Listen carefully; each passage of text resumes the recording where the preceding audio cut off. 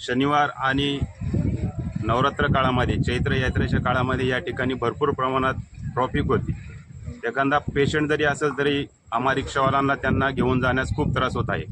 तरी या ठिकाणी योग्य ती पार्किंगची जबाबदारी शासनाने घेऊन योग्य ती पार्किंग करावी. तसेच वरती जो जाणारा रस्ता आहे त्यालाही भरपूर प्रमाणात खड्डे पडलेले आहेत.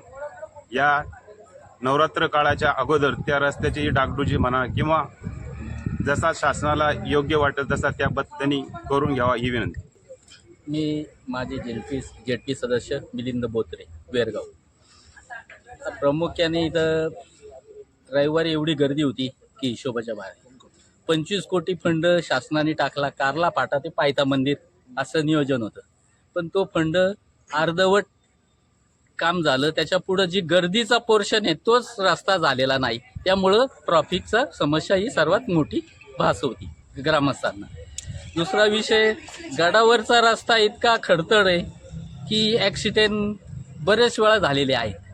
त्या रस्त्याची डागडुजी तात्पुरती करण्यात तो कायमस्वरूपी कॉन्क्रिटीकरण व्हावं ही प्रामुख्याने मागणी आहे. देवस्थान हे आणि कारला लेणी हे जगप्रसिद्ध आहे आणि ह्या ठिकाणी लाखो भाविक येतात आणि ह्या लाखो भाविकांना प्रथमतः मूलभूत गरजा ह्या सुविधा पुरवण्यापेक्षा हे दुसऱ्याच ठिकाणी रोपवे करा या असे दुसरे प्रोजेक्ट आणायला लागलेले आहेत. त्यामुळं आमच्या गावावरती उपासमारीची वेळ येऊ शकते आणि हे मूलभूत गरजा पहिल्या पूर्ण करा, नंतर त्याच्यावरती विचार करायला पाहिजे. त्याचप्रमाणे आई एकविरा देवीचं मंदिर आहे आणि इथे येणाऱ्या सर्व भाविकांचं आमच्या वेरगाव आणि देवली या दोन्ही गावाच्या वतीनं सहर्ष स्वागत नेहमीच असतं.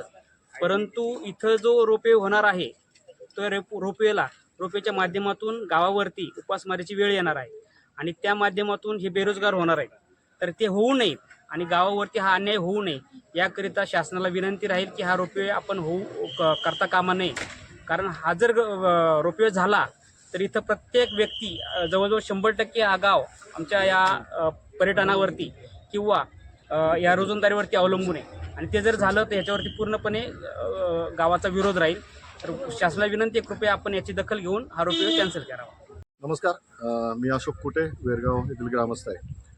मागच्या 10-15 वर्षापासून आमच्या ह्या जगप्रसिद्ध असलेल्या कारला लेणी आणि आई एकविरेच्या ठिकाणी ज्या काही समस्या आहेत त्या संदर्भात आम्ही ग्रामस्थ वारंवार मागण्या करत असतो. परंतु शासनाकडं त्या मागण्याला नेहमी केराची टोपली दाखवली जाते आणि या केराच्या टोपली दाखवल्यामुळे इथल्या ज्या समस्या आहेत ह्या वाढत चाललेल्या आहेत.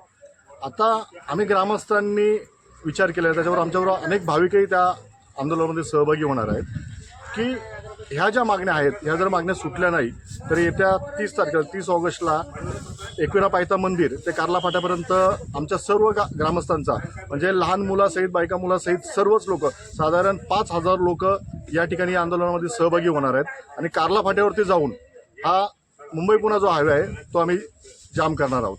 खरं तर ही वेळ शासनाने आमच्यावरती आणली ही खूप वाईट गोष्ट आहे. ज्या ठिकाणी महाराष्ट्राची कुलस्वामिनी आई एकविरा देवीचं देवस्थान आहे, जिच्या आशीर्वादावरती हा जग चालतंय, महाराष्ट्र चालतंय, काय ती जागृत आहे अशी सर्व भाविकांची भावना आहे.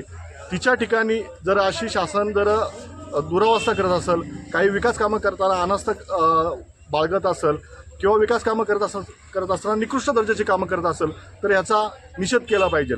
आम्ही मागच्या काळापासून आम्ही प्रामुख्याने जी मागणी करत होतो ती म्हणजे इथं पार्किंगची समस्या आहे की इथं जे आता आपण ज्या ठिकाणी उभा आहोत जे पायथा मंदिराच्या परिसरात जो आहे ही वनविभागाची जागा आहे. ही वनविभागाची जागा जर वनविभागाने आमच्या ग्रामपंचायतकडे वर्ग करावे अशी आम्ही वारंवार मागणी करतो. ही जागा जर वर्ग केली तर आम्हाला कुठलीही परवानगी घ्यायची गरज नाही. आम्ही ह्या जागेवरती सुसज्ज असतं वाहनतळ आम्ही त्या ठिकाणी उभारलं असतं, ठिकठिकाणी शौचालय केली असती, पिण्याची पाण्याची व्यवस्था केली असती. परंतु शासनाने ही जागा आमच्याकडे वर्ग न करता फॉरेस्टला जसं वाटेल तसं ते कुठेही काहीतरी आणून ठेवतात आणि पूर्ण जागेची वाट लावलेली आहे. याच्यामुळं येणाऱ्या भाविकांवरती खूप ट्रॉफिक समस्या निर्माण होते. त्यामुळं ताण निर्माण होतोय. स्थानिक ग्रामस्थांना जर बाहेर जायचं म्हटलं तर जाता येत नाही आणि ह्या ट्रॉफिकच्या समस्येच्या ह्याच्यामध्ये आमच्या गावातील 3 लोक हार्ट अटॅक आलेला असताना दगावलेली आहेत. ही वस्तुस्थिती आहे. त्यानंतर दुसरा मुद्दा जो आमचा आहे की आता शासनाने इथं 100 कोटीचा फंड इथं मंजूर केला असं मागची 5 वर्ष आम्ही ऐकतोय, परंतु 5 वर्षामध्ये त्यांनी एक काम जे सुरू केलेलं होतं ते म्हणजे कार्ला फाटा ते एकविरा पायथा मंदिरापर्यंतचा जो रस्ता आहे याच्याकरता 25 कोटी रुपयाचा निधी शासनाने मंजूर केलेला होता. माझा अंदाजे काहीतरी 17 कोटी रुपयाचा त्यांनी निधी त्याच्याकरता वापरलेला आहे, असं अधिकृत माहिती नाही, परंतु त्यांच्याकडनं अधिकाऱ्यांकडनं कळतंय. हा रस्ता जो 17 कोटीचा त्यांनी खर्च केलेला आहे तो अतिशय निकृष्ट दर्जाचा झालेला आहे आणि अर्धवट स्वरूपात त्यांनी केलं आहे. त्याच्यामध्ये जी कामं त्यांनी करायची होती, त्यांनी लाईटच्या केबल टाकायच्या होत्या, मध्ये स्ट्रीट लाईट टाकायचे होते, बाजूची गटरं होती, ती गटरही त्यांनी थोड्याशा कमी स्वरूपामध्ये केली. त्याच्यामुळे सगळं नाल्याचं पावसाचं पाणी रस्त्यावर, त्यामुळं जो पावसाचा काळ असतो त्यामध्ये रस्त्याला नदीचं स्वरूप येतं. त्यामुळे जे काम केलंय तेही व्यवस्थित न केल्यामुळं ते पाण्यात गेलेलं आहे असं आम्हाला सांगायचं आहे.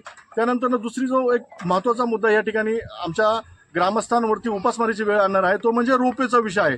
हा जो फनिक्युलर ट्रेन म्हणजेच रोपवेचा जो प्रकल्प या ठिकाणी केला जातोय तो कुठल्याही भाविकांच्या सुविधासाठी नाही आहे. कारण का भाविकांच्या सुविधासाठी असतात तर तो जो प्रकल्प होता, जिथून जो प्रकल्प सुरू होतोय आणि जिथं जे ट्रॉली जिथं थांबणार आहे, म्हणजे रोपवे जिथं उतरतोय भाविकांना घेऊन जिथं उतरणार आहे तिथूनचं मंदिरापासूनचं अंतर हे साधारण 500 मीटरचं आहे, म्हणजे अर्धा किलोमीटरचं आहे. आणि आता आपला जो रस्ता जिथपर्यंत पार्किंगला मध्यंतरी पार्किंगपर्यंत जातोय तिथून ज्या पायऱ्या आहेत त्या 100 मीटर सुद्धा अंतर नाहीये. साधारण मला वाटतं की 100 पायऱ्या आहेत आणि 5 ते 10 मिनिटांमध्ये, म्हणजे वयस्कर जरी भाविक असेल तर 10 मिनिटांमध्ये मंदिरामध्ये पोहोचतो. मग हा प्रकल्प का आणला जातो? हा बीओटी तत्वावरती प्रकल्प आणला जातोय. बीओटी तत्वावरती म्हणजे एक व्यावसायिक येणार, तो त्याचे पैसे लावणार आणि तो तिथं पार्किंगची व्यवस्था करणार, तो पार्किंगमधून पैसे गोळा करणार, तिथं तो 13 दुकानं करणार, खाली 8 दुकानं आहेत, वरती 5 दुकानं आहेत. ती दुकानं तो त्याला जे भाडं देईल म्हणजे जास्त परवडन तो त्या भाड्याचा तोवरती देणार. आणि मग नंतर आमच्या इथं जे काही 600-500 जे व्यावसायिक आहे ते उपासमारीची वेळ येणार त्यांना. जे काही रिक्षाचा व्यवसाय करतात, जे काही पायऱ्यावरती कोणी काकडी विकत असेल, लिंबू सरबत विकत असेल, शेंगा विकत असेल, त्या सर्वांवरती उपासमारीची वेळ येणार. आणि एकच कोण धनिक असेल तो अजून गडगंज होणार. म्हणजे आमच्या स्थानिकांवरती म्हणजे आजूबाजूच्या जी 2-4 गावं आहेत ती त्यांच्यावरती उपासमारीची वेळ येणार आहे. पण तो प्रकल्प आम्हाला नाही पाहिजे आणि आमच्या ग्रामसभेचा ठराव झालेला आहे, तो प्रकल्प रद्द करावा. तर शासनाला आमची विनंती आहे की हा प्रकल्प आपण रद्द करावा.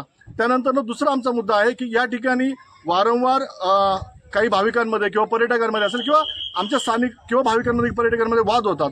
यासाठी मागची 10-15 वर्ष झालं आम्ही या ठिकाणी पोलीस स्टेशनची मागणी करतोय. ही मागणी प्रामुख्याने खूप महत्त्वाची आहे, कारण की आता मागच्या यात्रा काळामध्ये आपण पाहिलं असेल तर खूप मोठी दंगल या ठिकाणी झाली होती. त्याच्यामध्ये अनेक भाविक जखमी झाले होते, पोलीसही या ठिकाणी जखमी झालेले होते.